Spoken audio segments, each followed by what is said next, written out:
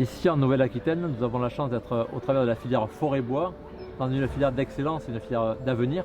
Des acteurs qui s'engagent également au niveau urbanistique avec Euratlantique notamment, qui a créé des quartiers complets en bois, de la construction bois et des immeubles de grande hauteur.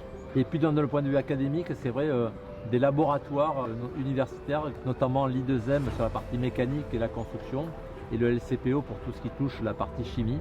Et c'est vrai que la filière bois et le bois, par ses atouts de renouvelabilité, de stockeur du carbone, s'inscrit pleinement dans l'avenir. L'Institut technologique FCBA, c'est le centre technique industriel de la filière forêt-bois. C'est donc l'outil technologique au service des entreprises qui déploie des métiers de recherche, d'accompagnement et d'appui technique aux entreprises en partie. Et ce sont aussi des laboratoires d'essais importants pour valider des concepts, produire des analyses. Et FCBA, c'est aussi le pionnier, le promoteur, l'initiateur donc de l'initiative Woodrise, qui s'était traduite en tout premier lieu en 2017 par un grand congrès important et mémorable, et qui avait reçu donc le soutien dès l'origine donc du Conseil régional Nouvelle-Aquitaine ainsi que de Bordeaux Métropole. Woodrise, c'est de l'événementiel, c'est des congrès, mais c'est aussi des coopérations de recherche à travers une alliance qui s'appelle la Woodrise Alliance que j'anime et qui regroupe 24 opérateurs donc, de recherche internationaux qui travaillent sur les problématiques de construction bois, en particulier pour relever les défis de la moyenne et de la grande hauteur. La dynamique Woodrise est née en 2017 avec l'organisation du premier congrès mondial sur la thématique des immeubles bois de moyenne et grande hauteur. FCBA était à l'origine de ce congrès, mais co-organisé par les Canadiens de FP Innovation et les Japonais du BRI. Ce fut une vraie réussite puisque la deuxième édition du congrès s'est déroulée en octobre 2019 à Québec et on prépare la troisième édition à Kyoto en octobre 2021 avec un retour déjà programmé en 2023 à Bordeaux. Woodrise, c'est une aventure collective.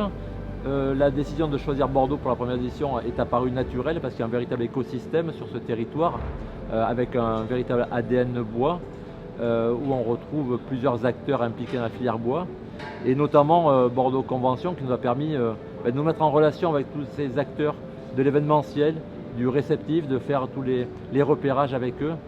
Et grâce à tout cet environnement, ça nous permet d'avoir envie de revenir à Bordeaux en 2023. Nous avons la chance en région Nouvelle-Aquitaine de vivre dans un territoire très boisé, puisque 34% de sa superficie est en bois, avec une grande particularité, c'est que nous avons 5 essences complètement différentes et sur des massifs qui sont bien distincts les uns des autres. Cette filière forêt-bois génère plus de 10,4 millions d'euros et surtout procure un emploi, direct ou indirect, à 60 000 personnes, ce qui en fait une filière vraiment très très stratégique pour la région Nouvelle-Aquitaine.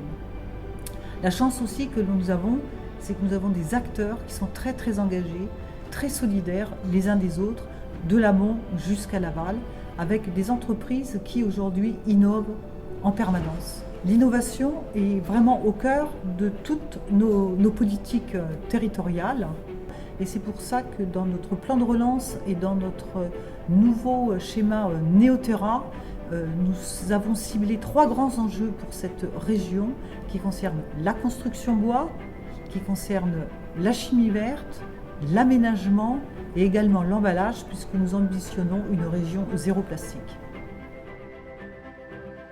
J'ai choisi de venir étudier à Bordeaux pour entrer dans l'école Bordeaux Sciences Agro qui forme des ingénieurs filières qui nous permettra de travailler autant sur l'amont que sur l'aval de la filière et toutes les politiques transversales, tout ce qui est réglementation et tout sur la filière forêt-bois justement.